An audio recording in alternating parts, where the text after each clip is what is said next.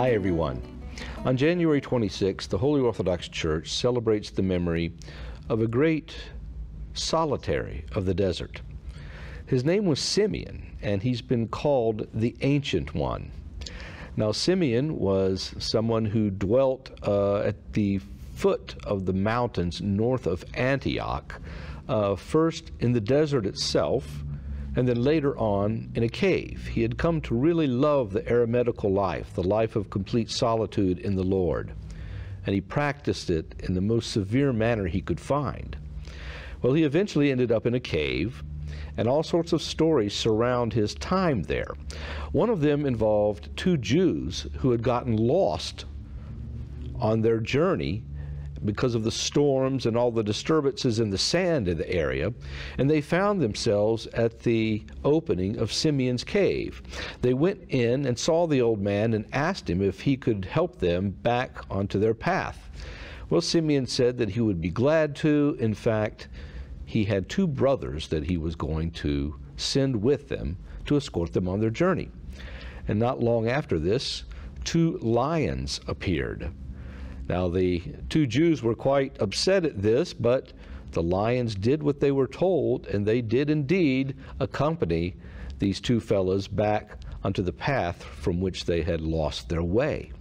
At another time, there was a man who, as he was harvesting, on his threshing floor, he had stolen some hay from another farmer who was in the area. And to his dismay, it caught on fire and began burning, and he didn't know what to do. So he ran to Symeon's cave, and he asked the great father, "What should I do, Father?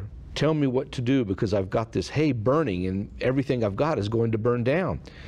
And Symeon simply said, "Well, if you will return that which you have stolen from others, the fire will indeed go out." And so it happened, not from any dousing of water, but as soon as the man had returned what he had taken, the fire went out of its own. At another time, Symeon had cultivated a desire to visit Mount Sinai. And so he did, wanting to retrace the exact steps of Moses himself. And he got there, and everything had seemed quiet, but Symeon wasn't getting the response from the Lord that he had hoped that he would. So he stayed there and stayed there and stayed there in solitude until finally he heard a voice from heaven saying that it was time for him to depart. And when he opened his eyes, there were 3 apples in front of him, which Symeon took and ate, and then went along his way. Now, Symeon encountered many such things during his life.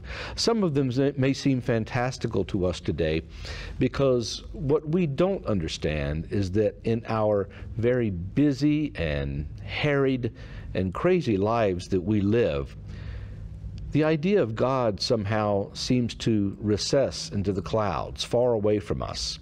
Things are just a little too real for all of us in this age of cell phones and computers and unceasing media barragement that we get every day.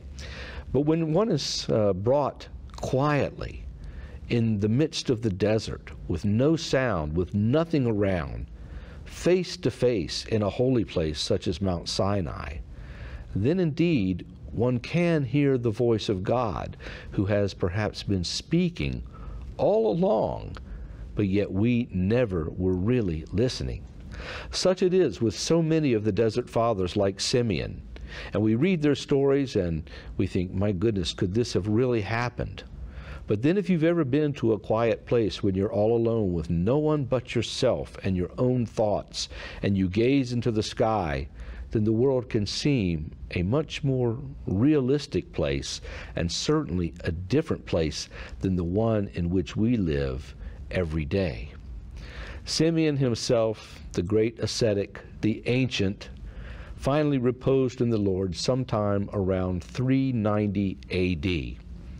And if we want to have a profitable spiritual experience, well, then I would suggest that we turn to the lives of the desert fathers, which are so absolutely pithy, to the point, and zero in on so many spiritual problems from which we can gain great spiritual growth and achievement, and certainly learn a lot of lessons about life in God. Bye-bye.